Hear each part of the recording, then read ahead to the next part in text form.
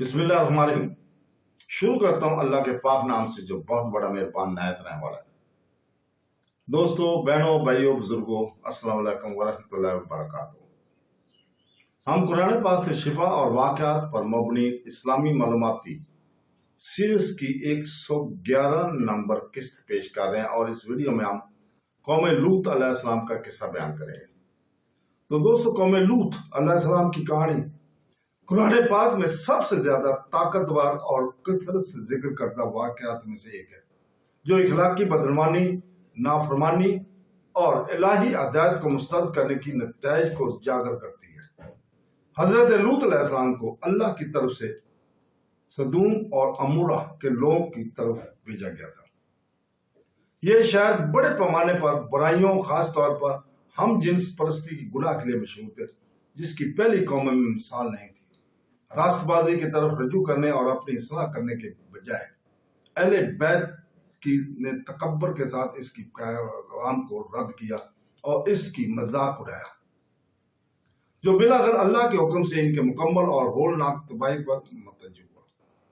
سورہ اعراف کی آیت نمبر 80 اور 81 میں اللہ تعالیٰ فرماتا ہے، اور ہم نے لوط کو بھیجا تھا جب اس نے اپنی قوم سے کہا کہ تم ایسی بے حیائی کرتے ہو جو تم سے پہلے دنیا والوں میں سے کسی نے نہیں کی۔ تم عورتوں کو چھوڑ کر شہود کے ساتھ مردوں کے پاس جاتے ہو، بلکہ تم فاسق لوگ ہو۔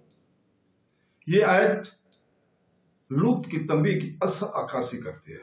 اس نے ان کے غیر فطری اور گناہ پر مبنی رویے کو پکارا اور انہیں اللہ کے بنائے ہوئے فطری حکم کی یاد دہانی کرے۔ تاہم اس کے لوگوں نے دشمنی اور طنز کے ساتھ جواب دیا۔ اپنے طریقے درست کرنے کے بجائے انہوں نے اسے للکارا اور اسے اپنے شہر سے نکالنے کی دھمکی بھی دی۔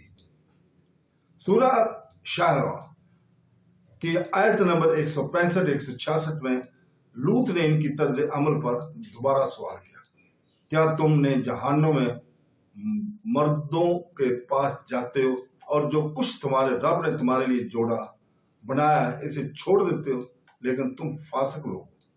اس کی مسلسل تبلیغ اور نصیحت کے باوجود وہ مکر گئے اور گناہ میں لگے رہے۔ اللہ تعالیٰ نے سورہ النمل کی آیت نمبر 56 میں ان کے جواب کا ذکر کیا ہے، لیکن اس کی قوم کا جواب سوائے اس کے کچھ نہ تھا کہ انہوں نے کہا کہ لوط کے گھر والوں کو اپنے شہر سے نکال دو، بے شک یہ لوگ پاکیزہ ہیں۔ یہ مذاقہ خیز جواب ظاہر کرتا ہے کہ وہ راست بازی سے کس حد تک بھٹک گئے تھے۔ پاکیزگی اور تقوی کو ان کے بدعنوان طرز زندگی کے لیے خطرہ سمجھتے تھے۔ جب تمام تنبیہات ناکام ہوگی تو اللہ تعالیٰ نے اپنے فرشتوں کو سب سے پہلے حضرت ابراہیم علیہ السلام کے پاس بھیجا تاکہ انہیں ایک بیٹے کی بشارت دی جائے، اور پھر انہیں ان کے اگلے مشن کے بارے میں بتایا جائے۔ یہ سورہ ہود کی آیت نمبر 69-76 میں بیان ہوا ہے۔ پھر فرشتے لوط کے پاس خوبصورت جوانوں کی شکل میں آئے اور انہیں دیکھ کر بستی کی بدمعاش لوگ برے ارادوں کے ساتھ لوط کے گھر کی طرف دوڑ پڑے۔ حضرت لوط علیہ السلام سخت پریشان اور بے بس تھے۔ انہوں نے کہا کہ جیسا کہ سورہ ہود آیت نمبر 78 میں درج ہے، اے میری قوم، یہ میری بیٹیاں ہیں، میرے بیٹے ہیں، یہ تمہارے لیے پاکیزہ ہیں، پس اللہ سے ڈرو اور مجھے میرے مہمانوں کے بارے میں رسوا نہ کرو۔ کیا تم میں کوئی عقل مند نہیں ہے؟ لیکن لوگوں نے سننے سے انکار کر دیا۔ پھر فرشتوں نے اپنی اصلی شناخت ظاہر کی اور اللہ سے کہا کہ وہ صبح ہونے سے پہلے اپنے پیروکاروں کے ساتھ پیچھے مڑ کر نہ دیکھیں۔ سزا مقرر تھی۔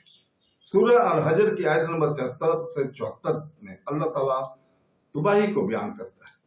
تو سورج نکلتے ہی انہوں نے ایک چیخ نے پکڑ لیا اور ہم نے اس شہر کے سب سے اونچے حصے کو سب سے نیچے کر دیا اور ان پر مٹی کے پتھروں کی بارش کر دی۔ اللہ کے عذاب کی شکل میں آیا زلزلہ، ایک زوردار آواز، شہر کا الٹ جانا اور آسمان سے پتھروں کی بارش۔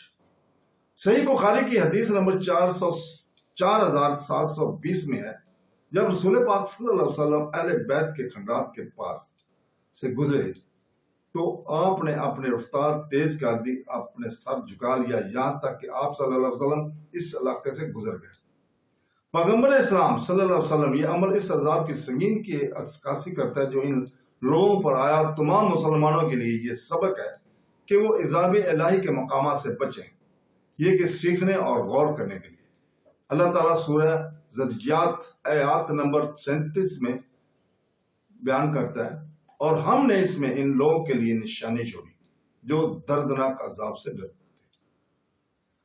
بحیرہ مردار کے قریب ان شہروں کے کھنڈرات ایسے لوگوں کے خاتمے کی طاقتور یاد دہانی کے طور پر کام کرتے ہیں جنہوں نے اللہ کے قانون کی خلاف ورزی کی اور بغیر کسی پچھتاوے کے گناہ میں ملوث رہے۔ قوم لوط علیہ السلام کی کہانی انسانیت کے لیے بے حیائی، تکبر اور پیغمبرانہ ہدایت کے رد کے خلاف ایک لازوال وارننگ ہے۔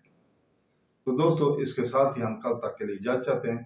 کل انشاءاللہ تعالی ہم اسی وقت پھر حاضر ہوں گے، اور اللہ تعالیٰ سے دعا گو ہیں کہ وہ ہمیں قرآن اور سنت رسول صلی اللہ علیہ وسلم پر عمل کرنے کی توفیق عطا فرمائے۔ آمین ثم آمین۔ اللہ حافظ۔